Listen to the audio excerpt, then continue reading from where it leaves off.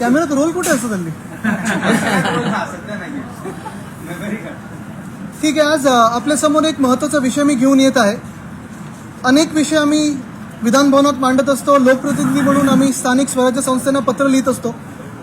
आपल्याला आठवत असेल 2-3 महिन्यापूर्वी मी रस्त्यांचा घोटाळा मुंबईसमोर आणि आपल्यासमोर आपल्याच माध्यमातून आणला होता. त्यावेळी 6080 कोटीचा जो घोटाळा आहे रस्त्यांचा, तो अजूनही आम्ही हात मांडण्याचा प्रयत्न करत आहोत. मागच्या आठवड्यात जो मांडण्याचा प्रयत्न केला त्याच्यावर काही मला तशी उत्तरं जी अपेक्षित होती, जी पारदर्शक उत्तरं पाहिजेत, ती काही मिळाली नाही. अनेक विषय आपण आज त्याच अनुषंगाने अजून एक घोटाळा आपल्यासमोर आणत आहे. कारण 1-2 दिवसात कदाचित वर्क ऑर्डर दिली जाईल. आत्ताच्या परिस्थितीमध्ये आपल्याला सर्वांना माहिती आहे की मुंबई महानगरपालिका असेल, पुणे असेल, नागपूर असेल, नाशिक असेल, कुठेही लोकप्रतिनिधी नाही आहेत, नगरसेवक नाही आहेत, महापौर नाही आहेत, प्रशासक बसवलेले आहेत. आणि हे प्रशासक आहेत की हुकुमशाह आहेत, हा एक मोठा प्रश्न उपस्थित होतो. कारण अपारदर्शकपणे हे सगळं कारभार सुरू आहे. आपल्याला सगळ्यांनाच माहिती असेल की ह्या प्रशासकांना ज्या काही ऑर्डर्स असतात या नगरविकास खात्यातून जातात, म्हणजेच मुख्यमंत्री कार्यालयातून जातात. आणि हे जे घटनाबाह्य मुख्यमंत्री बसलेले आहेत आणि त्यांचे जे 40 साथीदार आहेत, त्यांची जी गँग आहे, ती ह्या ऑर्डर लेफ्ट राईट सेंटर जसं काढत आहे. आपल्याला माहिती असेल कुठे ना कुठेतरी प्रत्येक ठिकाणी गोंधळाचं वातावरण आहे. कालच वरच्या हाऊसमध्ये मला वाटतं सन्माननीय अनिल परब साहेबांनी देखील sanitary pad vending machine 19 टॉयलेटसाठी 5000 vending pad machine, ह्या पॅड वेंडिंग मशीन ह्याचा घोटाळा तुमच्यासमोर आणलेला आहे. कुठेही उत्तर मिळालं नाही. मला वाटतं बैठक लावण्याचं आश्वासन मिळालेलं आहे. तसंच लोकप्रतिनिधी म्हणून मागच्या महिन्यात मला वाटतं 31/1/2023 म्हणजे जानेवारीच्या शेवटच्या दिवशी सन्माननीय सदस्य मिहीर कोटेचा साहेबांनी मुंबई महानगरचं टेंडर काढलंय कोणी यंदा? तर CPDनी, सेंट्रल प्रोक्युअरमेंट डिपार्टमेंट. हे CPD म्हणजे नक्की काय असतं? मुंबई महानगरपालिकेत जे आरोग्य विभाग आहे, हॉस्पिटलसाठी असेल, दवाखान्यांसाठी असेल, जी औषधं असतील, जी इक्विपमेंट असेल, CPDचं काम आहे की आरोग्य खात्यासाठी प्रोक्युअरमेंट डिपार्टमेंटमधून प्रोक्युअरमेंट करून ह्या सगळ्या हॉस्पिटल्सना, दवाखान्यांना जे काही लागणाऱ्या गोष्टी असतात त्या प्रोक्युअर करून द्यायचं. पण पहिल्यांदा असं होत असेल, कदाचित धक्कादायक प्रकार आहे की रस्त्यांच्या डिपार्टमेंटसाठी CPD डिपार्टमेंट हे प्रोक्युअरमेंट करतं रस्त्यांच्या कामासाठी. बरं, रस्त्याची कामं म्हणजे नक्की कुठची असतात? आता जी रस्त्याची कामं सुरू आहेत किंवा टेंडर काढलेत, वर्क ऑर्डर दिल्यात, त्याच्यातून माझी माहिती अशी आहे की 5 पैकी अजून एकाने घेतलं नाही वर्क ऑर्डर. 6080 कोटीचा ज्याच्यात घोटाळा झालाय त्याच्यात स्ट्रीट फर्निचरचा समावेश नाहीये. म्हणजे तुम्ही विचार करा, या 263 कोटीचं जे वेगळं टेंडर काढलंय CPD रस्त्यांच्यासाठी काढतंय, 2 वेगळे डिपार्टमेंट आहेत.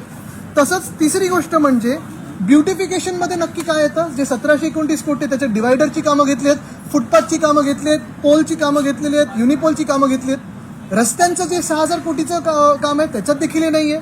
मग नक्की ह्या स्ट्रीट फर्निचरमध्ये येतं काय? समावेश कुठच्या गोष्टीचा आहे? ह्याचा जर प्रश्न विचारला, जो त्या आमदारांनी देखील विचारला होता, त्यांना कदाचित उत्तर आलं नसेल.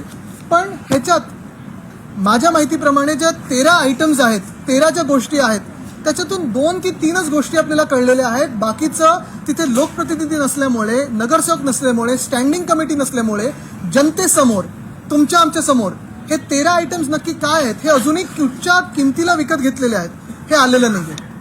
जर खरं आपण बघितलं तर 13 आयटम्समध्ये बीड क्लॉज जो असतो ह्याच्यात बीडमध्ये देखील कार्टेलायझेशन केलं गेलं.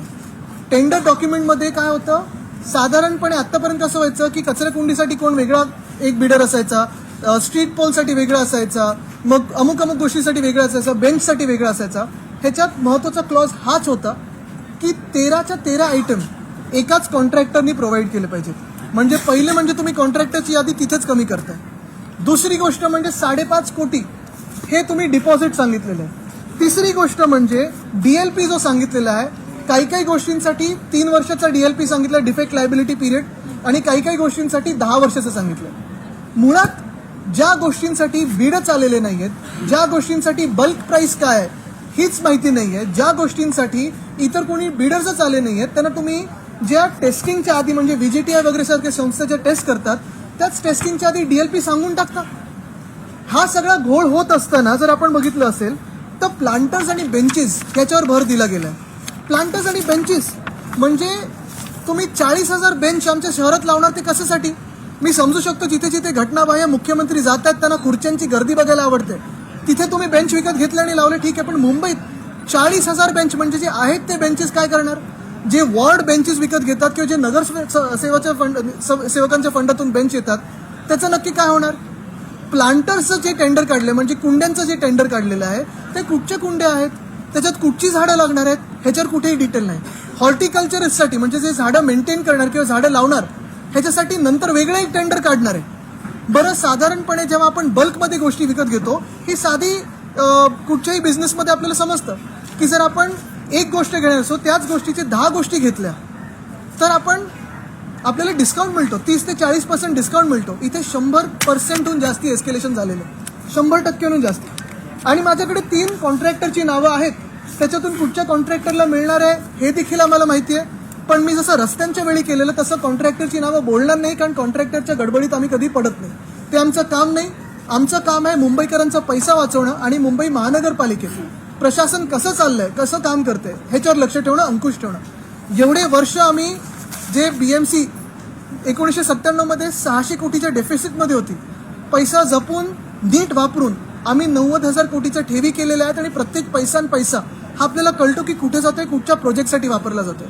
पण हे सगळं होत असताना जसं मी सांगितलं की पहिला रस्त्याचा घोटाळा त्याच्यावर उत्तर नाहीये, नंतर ब्युटिफिकेशनचा जो घोटाळा जो नगरसेवकांचा हक्काचा पैसा तो वळवला कसा त्याच्यावर उत्तर नाहीये. काल सॅनिटरी पॅड वेंडिंग मशीनचा घोटाळा काढलाय त्याच्यावर उत्तर नाही, आणि आज ब्युटिफिकेशनचा घोटाळा आम्ही काढलेला. बरं, मी नाही तर हे आहे सन्माननीय सदस्य भाजपचे जे आमदार आहेत त्यांचं पत्र आहे, हे पब्लिक डोमेनमध्ये पत्र आहे. ह्याच्यात जे प्रश्न विचारलेले आहेत त्यांना थातूरमातूर उत्तरं मिळालेली आहेत, पण अजूनही मुख्यमंत्री किंवा नगरविकास खातं ह्याच्यावर कुठेही उत्तर द्यायला पुढे येत नाहीयेत. मुंबई महानगरपालिका कुठेही पुढे येत नाहीये. आणि म्हणून आज मी सांगतोय की हे सगळे विषय आम्ही घेऊन कदाचित कोर्टात जाऊ, चौकशी लावण्याचा प्रयत्न करू, पण आमचं जे लवकर सरकार बसणार आहे ते बसल्यानंतर हे सगळ्याच्या सगळ्या गोष्टींवर चौकशी होईल आणि जे गुन्हेगार असतील त्यांना आम्ही जेलमध्ये पाठवल्याशिवाय राहणार नाही.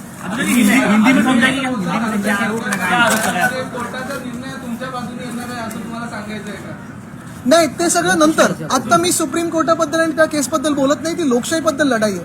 त्याच्यात कपिल सिब्बल साहेब आणि आमचे सगळे लढत आहेत. मला वाटतं तर रिझर्व्ह फॉर ऑर्डर आहे, आम्हाला अपेक्षा आहे, आम्हाला न्यायदेवतेवर विश्वास आहे. पण हे सोपी गोष्ट आहे. सरकार कोणाचंही जरी असलं तरी जर लोकप्रतिनिधी नसेल तर एक तर निवडणुका झाल्या पाहिजेत. निवडणुका घेण्यात त्यांच्यात हिंमत नाहीये, म्हणून असे घोटाळे करत आहेत. हा 4था घोटाळा आम्ही तुमच्या समोर आणलेला आहे.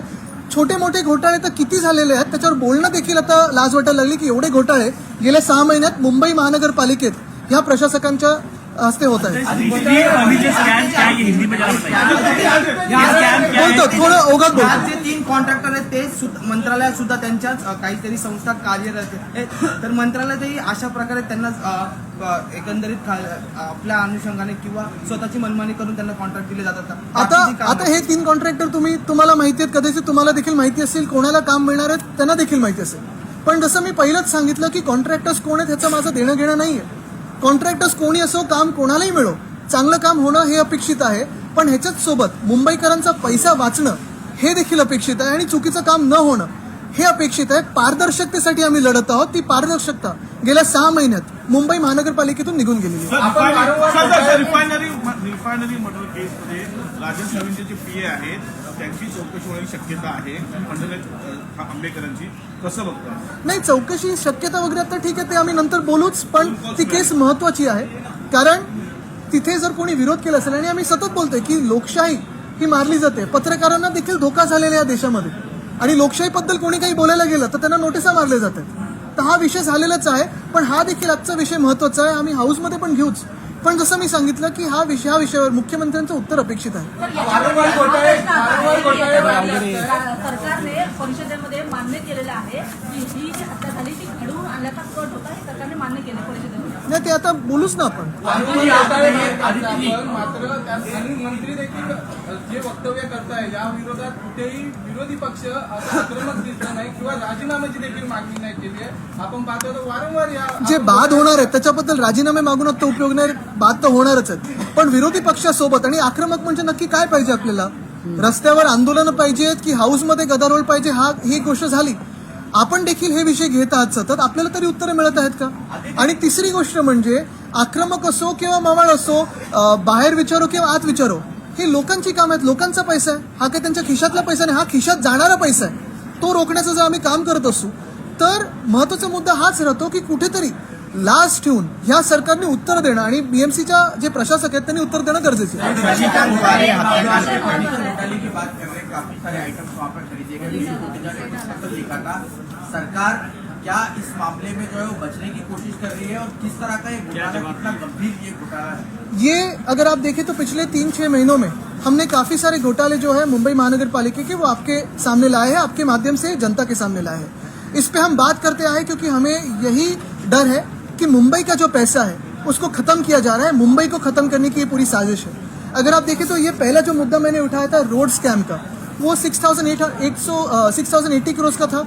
उस पर अभी तक जवाब जो मिलना चाहिए वो मिला नहीं है, काम भी शुरू नहीं हुए, लेकिन कॉन्ट्रैक्टर्स का फायदा हुआ.